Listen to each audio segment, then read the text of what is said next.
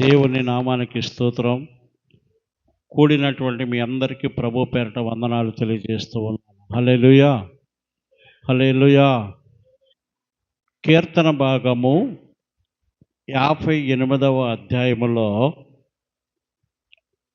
2 ప్రశ్నలు ఉన్నాయి. 58వ కీర్తన 1వ వచనం, అధిపతులారా మీరు నీతిని అనుసరించి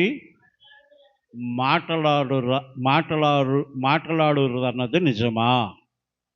నరులారా మీరు న్యాయమును బట్టి తీర్పు తీర్చుదురా అని ప్రభువు ఈ లోకములో ఉన్నటువంటి అధికారులకు, ఈ లోకములో ఉన్నటువంటి మనుషులకు, నరులు అనగా సర్వ శరీరులు అని అర్థం. హల్లెలూయా. అధిపతులకు, నరులకు 2 ప్రశ్నలు వేస్తూ ఉన్నారు. ఒకటి ఏంటంటే, అధికారులు నీతిని అనుసరించి నడుచుచున్నారు అన్నది నిజమా? రెండవది, నరులు న్యాయమును బట్టి తీర్పు తీర్చుచున్నారు అన్నది నిజమా అని 2 ప్రశ్నలు ఇక్కడ మనకు కనిపిస్తూ ఉన్నాయి. అధికారులలో, ఈ లోకంలో ఉన్నటువంటి అధికారులలో నీతి అనేటువంటిది లేదు. ఈ లోకంలో ఉన్నటువంటి ప్రజలలో న్యాయము, దానిని అనుసరించి తీర్పులు అనేటువంటిది జరగట్లేదు అని దేవుని యొక్క వాక్యము మనకు నేర్పుతూ ఉన్నది. ఇక్కడ అంటున్నారు, లేదే మీరు హృదయపూర్వకముగా చెడుతనము జరిగిస్తూ ఉన్నారు. నీతిని అనుసరించి అధికారులు తీర్పు తీర్చకపోతే అది చెడుతనము, న్యాయమును బట్టి నరులు తీర్పు తీర్చకపోతే అది చెడుతనము అని ఇక్కడ 2వ వచనములో తెలియజేస్తూ ఉన్నారు. హల్లెలూయా, హల్లెలూయా, హల్లెలూయా, హల్లెలూయా. 2వ వచనములు అంటారు, లేదే మీరు హృదయపూర్వకముగా చెడుతనము జరిగించుచున్నారు.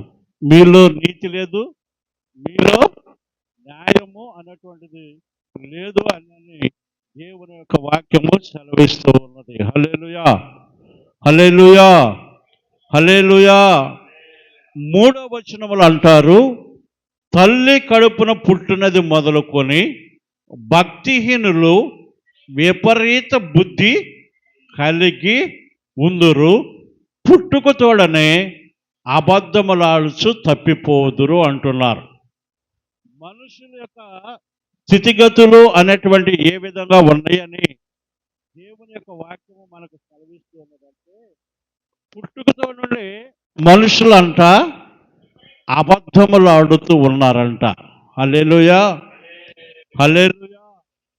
ఎందుకు అబద్ధములు ఆడుచున్నారు అంటే, న్యాయాధిపతులలో నీతి లేదు, నరులలో న్యాయము లేదు కనుక పుట్టినటువంటి బిడ్డలు కూడా భక్తిహీనత కలిగి ఉన్నారు.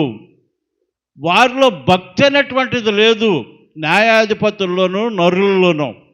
కనుక వారికి పుట్టినటువంటి బిడ్డలు కూడా ఎట్లా ఉండారంటే, చిన్నతనము నుండి అబద్ధాలు ఆడేటువంటి స్వభావమును వారు కలిగి ఉన్నారని దేవుని యొక్క వాక్యము సెలవిస్తూ ఉన్నది. హల్లెలూయా. అందుకనే భక్తిహీనులకు కలిగేటువంటి నష్టము, లేకపోతే భక్తిహీనులకు కలిగేటువంటి దేవుని యొక్క తీర్పు విషయములో ఈ క్రింద ఉన్నటువంటి వచనాలన్నిటిని గురించి తెలియజేసి ఉన్నారు. హల్లెలూయా.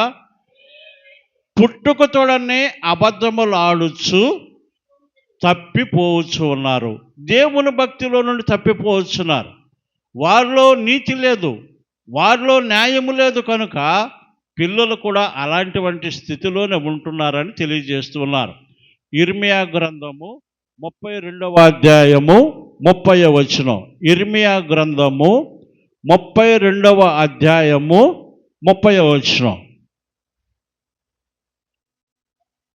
ఏలయనగా ఇశ్రాయేలు వారును యూదా వారును తమ బాల్యము మొదలుకొని నా ఎదుట చెడుతనమే చేయుచు వచ్చుచున్నారు. ఇశ్రాయేలు పెద్దలు, యూదా పెద్దలు దేవుడు ఏర్పాటు చేసుకున్నటువంటి ఈ యొక్క 2 గుంపుల వారు. వారెవరనగా, ఒకటి ఇశ్రాయేలు ప్రజలు, రెండో వారు యూదా ప్రజలు. ఏం చేస్తున్నారని దేవుని యొక్క వాక్యం సెలవిస్తుంది. తమ బాల్యము మొదలుకొని, హల్లెలూయా హల్లెలూయా, తమ బాల్యమును మొదలుకొని వారు ఏం చేస్తున్నారంట? చెడుతనమునే జరిగిస్తూ ఉన్నారు. అందుకనే వారి బిడ్డలు కూడా చెడుతనములోనే పెరిగి పెద్దవారు అవుతున్నారు. ఈ చెడుతనములో పెరిగి పెద్దవారు అవుతున్నటువంటి వారు నిజాలు మాట్లాడరు. అందుకని 58వ కీర్తన భాగం 3వ వచనంలో అంటారు, వారు చిన్నతనము నుండే అబద్ధములాడుచు తప్పిపోవచ్చున్నారని దేవుని యొక్క వాక్యం సెలవిస్తుంది. ఇర్మియా 32:30 అంటారు, ఇశ్రాయేలు వారును యూదా వారును తమ బాల్యము మొదలుకొని నా ఎదుట చెడుతనమనే జరిగించుచున్నారు. తమ చేతుల క్రియల వలన వారు నాకు కోపము పుట్టించువారు. ఇదే యెహోవా వాక్కు. నీవు నేను మన కుటుంబంలో ఉన్నటువంటి యవనస్తులైనా, చిన్నపిల్లలైనా, వృద్ధులైనా, నడిప్రాయస్తులైనా ఎవరైనా కానీ దేవునికి కోపం పుట్టించేటువంటి వారిగా ఉన్నామా? దేవునిని సంతోషపరిచేటువంటి వారిగా ఉన్నామా అనేది మనకు మనమే ప్రశ్నించుకోవాలి.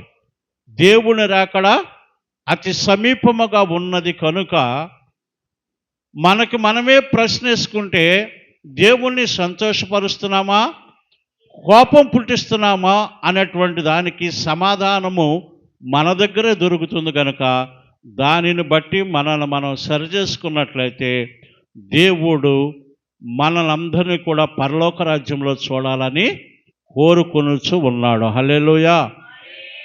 చదవబడినటువంటి కీర్తన భాగము 58వ అధ్యాయము 11వ వచనములో ఒక మాట చెబుతూ ఉన్నారు. 11వ వచనం, కావున నిశ్చయముగా నీతివంతులకు ఫలము కలుగుననియు. భక్తిహీనులకు కలిగేటువంటి ఫలము 3వ వచనము నుండి 10వ వచనం వరకు తెలియజేసి ఉన్నారు. 11వ వచనములు అంటారు, నీతివంతులకు ఫలము కలుగుననియు, నిశ్చయముగా న్యాయము తీర్చు దేవుడు లోకములో ఉన్నాడనియు మనుషులందరూ ఒప్పుకొందురు.